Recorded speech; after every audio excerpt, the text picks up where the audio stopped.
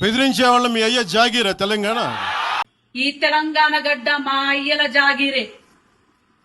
మీరన్నట్టే నిన్న తెలంగాణ గడ్డ మా అయ్యల జాగీరు, ఈ రోజు మా జాగీరు, రేపు మా భావితరాల బిడ్డలు తెలంగాణ వారసులు.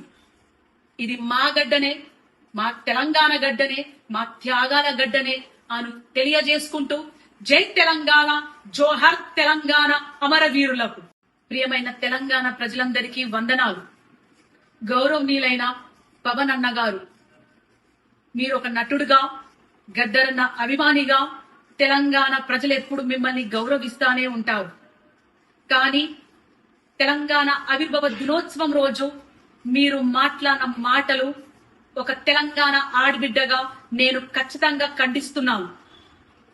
తెలంగాణ సినిమాల్లో యాక్ట్ చేస్తే రాలేదు, తెలంగాణ పొత్తులకు పోతే రాలేదు, తెలంగాణ పైసలు వంచితే రాలేదు, తెలంగాణ లాబీలు చేస్తే రాలేదు.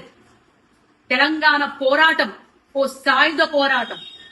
తమ రక్తం చిందించిన గడ్డగా నిలబడ్డ తెలంగాణ బిడ్డల త్యాగాల పోరాటం. తెలంగాణ ఒక ఆత్మగౌరవ పోరాటం. ఎవరిని ఒక బాధ పెట్టకుండా, ఎవరిని హింసించకుండా తమను తాము ఆహుతి చేసుకున్న శ్రీకాంత్ చారియే సాక్ష్యం. తెలంగాణ పోరాటం ఒక సాంస్కృతిక యుద్ధం.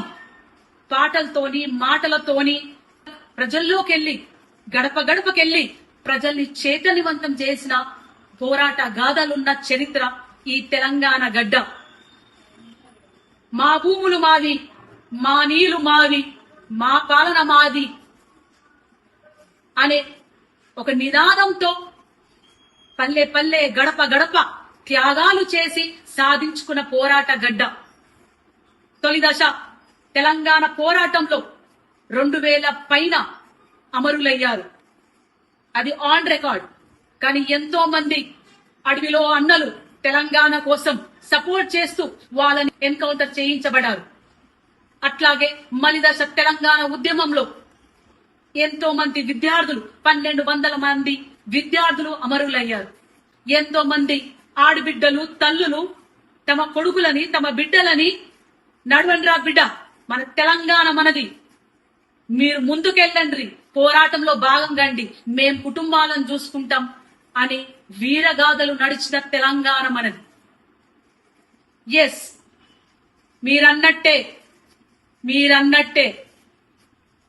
ఈ తెలంగాణ గడ్డ మా అయ్యల జాగీరే.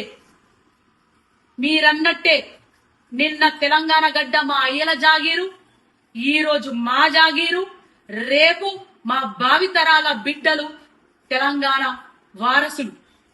ఇది మా గడ్డనే, మా తెలంగాణ గడ్డనే, మా త్యాగాల గడ్డనే అను తెలియజేసుకుంటూ జై తెలంగాణ, జోహర్ తెలంగాణ అమరవీరులకు.